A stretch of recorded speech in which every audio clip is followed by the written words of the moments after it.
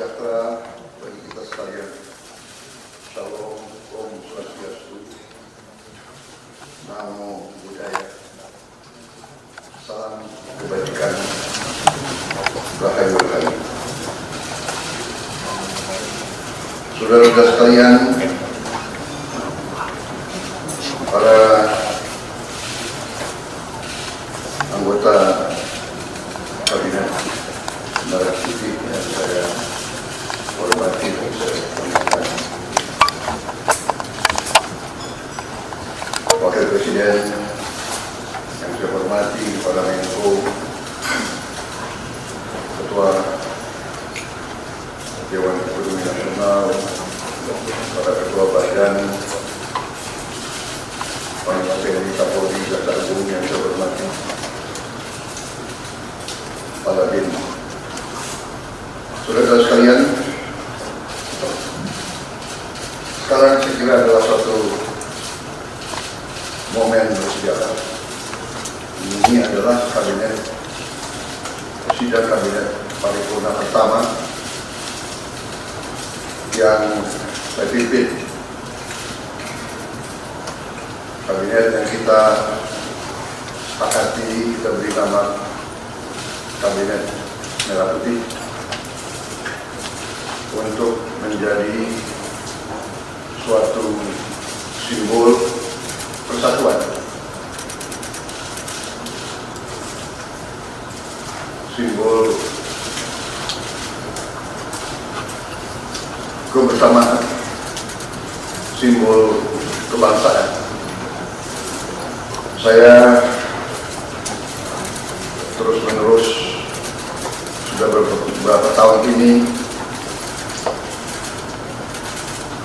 maju ke hadapan rakyat Indonesia, pada semua pemimpin politik, pemimpin masyarakat, pemimpin agama, pemimpin pengusaha. Saya terus-menerus menekankan pentingnya persatuan. Sumber kunci keberhasilan kebangkitan suatu bangsa dalam sejarah manusia berabad-abad, kuncinya adalah bila elitnya bisa kerjasama, bila elitnya bersatu. Persatuan ini artinya adalah kita bisa sepakati mana adalah kepentingan nasional yang inti, mana adalah kepentingan nasional yang vital bagi kelangsungan hidup bangsa kita. Kita masing-masing punya kepentingan politik masing-masing, kita masing-masing punya kepentingan kelompok masing-masing. Tapi manakala kita sudah bicara tentang bangsa dan negara, kita harus sepakati kepentingan nasional yang vital. Saya meyakini bahwa kepentingan nasional vital kita tentunya harus kita sepakati adalah kemerdekaan dan keutuhan NKRI, keutuhan Negara Kesatuan Republik Indonesia. Dan untuk menjamin keutuhan dan kelangsungan hidup Negara Kesatuan Republik Indonesia, kita harus dengan handal, dengan cerdik, dengan pandai bisa menjaga dan mengelola kekayaan bangsa kita. Hanya apabila kita bisa menjaga dan mengelola dengan baik semua kekayaan kita, hanya dengan demikian kita bisa memberi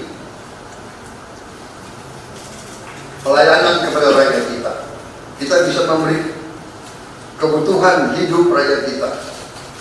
Kita bisa membayar segala keperluan suatu negara modern. Dan diantaranya tentunya adalah menjamin kedaulatan bangsa. Saya ingatkan saudara-saudara sekalian, jangan sampai kita lupa dengan Undang-Undang Dasar kita sendiri, Undang-Undang Dasar 1945, yang jelas dalam pembukaannya tertera tujuan-tujuan nasional kita, di mana tujuan-tujuan nasional kita sangat jelas oleh pendiri-pendiri bangsa kita. Tujuan pertamanya adalah melindungi segenap bangsa Indonesia dan seluruh tumpah darah Indonesia. Ini tujuan nasional yang pertama. Untuk kita survive. Karena itu kita perlu memikirkan apakah kita sudah cocok atau tidak investasi kita kepada pertahanan bangsa Indonesia. Kedua, tentunya memajukan kesejahteraan umum.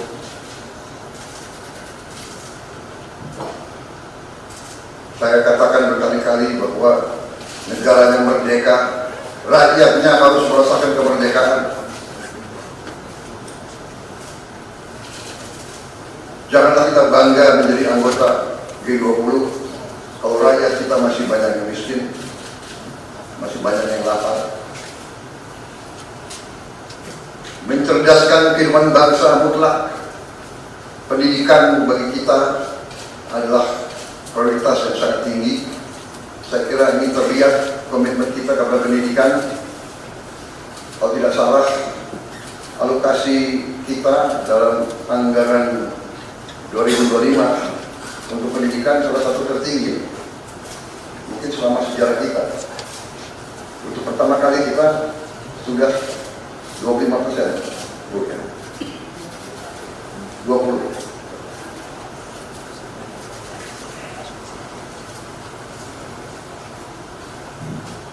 Jadi masalah pendidikan sangat utama. Ya tentunya tujuan nasional keempat, kita juga hadir dalam pergolakan ataupun interaksi dunia, di mana kita harus selalu membela kemerdekaan bangsa-bangsa.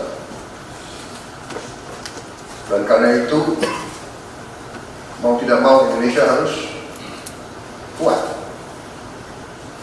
Saudara sekalian, dalam hal ini semua ada beberapa penekanan dari saya. Saya paham bahwa kita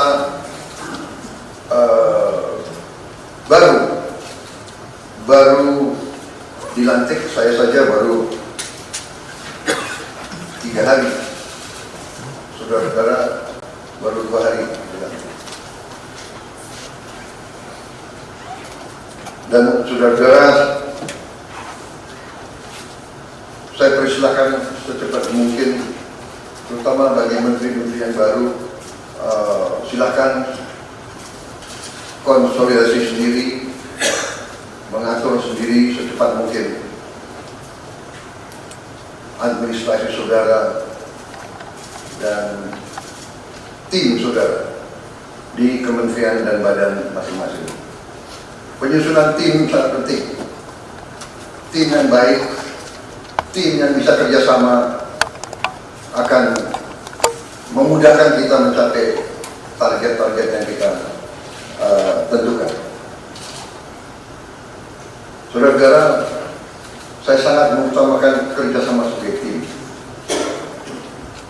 Untuk itu, dalam waktu dekat, saya akan mengajak saudara-saudara ke Magelang, di mana kita akan melaksanakan beberapa hari menambah pembekalan, kemudian kita akan adakan koordinasi di tempat di Magelang, Jawa Tengah, di kawasan Akademi Militer.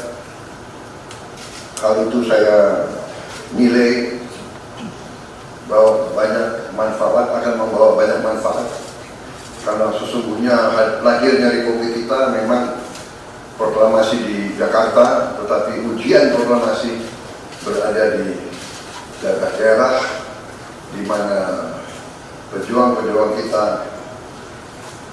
melaksanakan perebutan kemerdekaan secara fisik. Dan daerah Magelang merupakan suatu sentra perlawanan kita terhadap penjajah. Mulai ratusan tahun dikenal sebagai daerah perjuangannya Pangeran Diponegoro di antara 5 gunung. Itu saya kira cukup membawa suatu aura lebih berani. Mari kita lebih tidak ragu-ragu untuk memberi pelayanan yang terbaik kepada rakyat kita. Jangan ragu-ragu kalau saudara tidak puas dengan pejabat-pejabat di bawah Anda, laporkan, segera kita ganti. Begitu banyak orang yang mau mengabdi. Tidak ada orang di sini yang kebal, yang tidak patuh, tidak bekerja keras untuk bangsa dan negara dan rakyat. Saudara, saya beri wewenang, copot segera, suruh tinggal di rumah aja, daripada bikin susah kita. Saudara-saudara sekalian,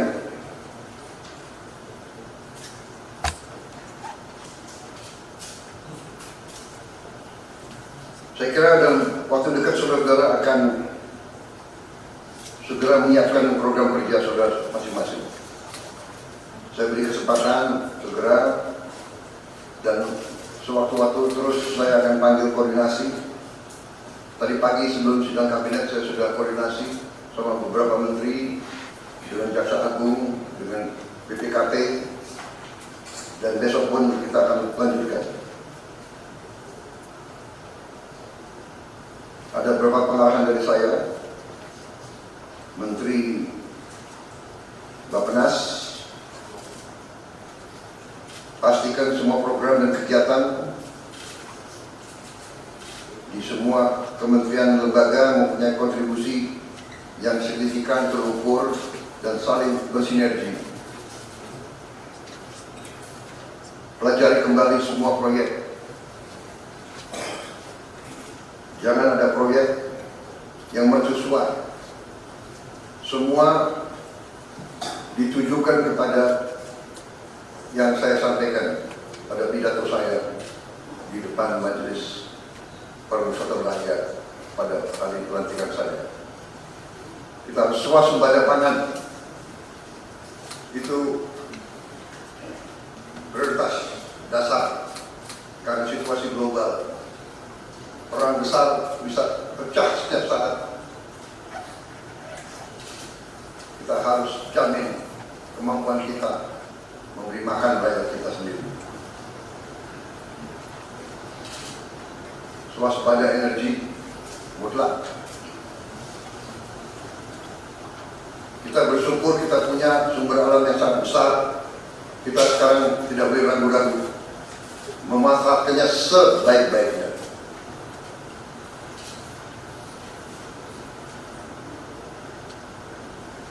Hilirisasi kunci daripada kemakmuran. Karena itu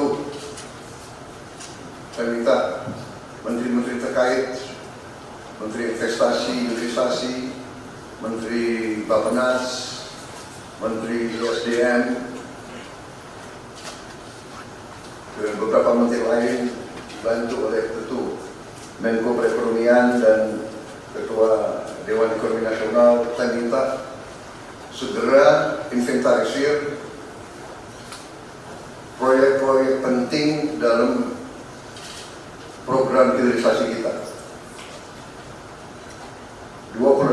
prioritas proyek-proyek yang vital dalam 26 komunitas tersebut yang harus dihilirisasi segera dirumuskan, bikin daftar, dan kita segera untuk mencari dana sehingga kita bisa mulai hilirisasi dalam waktu yang sesingkat-singkatnya.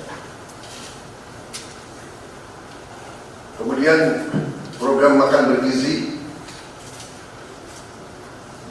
Kepala Badan Gizi Nasional dan semua KL untuk siapkan, segera kita mulai dengan bergerak cepat, tepat sasaran, terukur, tapi jangan takut dengan kesulitan. Saya masih mendengar beberapa tokoh meragukan kemampuan kita untuk laksanakan itu. Saya tidak katakan bahwa ini bisa selesai dalam 1 minggu, 2 minggu, atau 3 bulan. Tidak ada di antara kita yang punya tongkat Nabi Sulaiman. Tapi kita bisa berhitung, kita bisa mengelola, kita bisa alokasi dana, kita bisa kerahkan sumber daya, dan kita akan mencapai target yang kita tentukan. Saya hakul yakin, saya pertaruhkan kepimpinan saya. Bagi saya, makan bergizi untuk anak-anak dan ibu hamil ini adalah strategik. Yang tidak mendukung hal ini, silakan keluar dari komunitas yang saya pimpin. Kita satu tim, harus yakin semuanya. Ini bagian daripada rencana kebangkitan bangsa Indonesia. Dan sesudah itu, tentunya yang saya katakan pendidikan sangat mutlak. Saya sudah panggil Menteri Pendidikan Tinggi, Sains dan Teknologi, dan Menteri Pendidikan Dasar Menengah. Kita sudah mempunyai gambaran besar bagaimana kita segera akan menyentuh semua anak-anak kita. Kita akan gunakan teknologi untuk mempercepat membawa pendidikan kepada anak kita. Dan ini sesudah itu tentunya kesehatan juga penting. Demokratisasi yang paling cepat, yang paling dirasakan oleh rakyat adalah pendidikan dan kesehatan. Kalau kita bisa memberi pendidikan yang terbaik untuk anak-anak kita, kesehatan yang memadai untuk seluruh rakyat kita, itu adalah demokrasi yang sebenarnya. Menteri Kesehatan teruskan reformasi kesehatan, atasi kekurangan dokter dan tenaga kesehatan. Kita punya program khusus, nanti kita bahas tersendiri. Ini semua harus ditopang oleh pertahanan yang kuat, penegakan hukum yang tidak ragu-ragu. Saya minta Jaksa Agung, Kapolri, BPKP, Badan Intelijen Negara fokus. Ancaman yang berat bagi kita, judi online, narkoba, penyelundupan, penyelewengan, korupsi, kebocoran.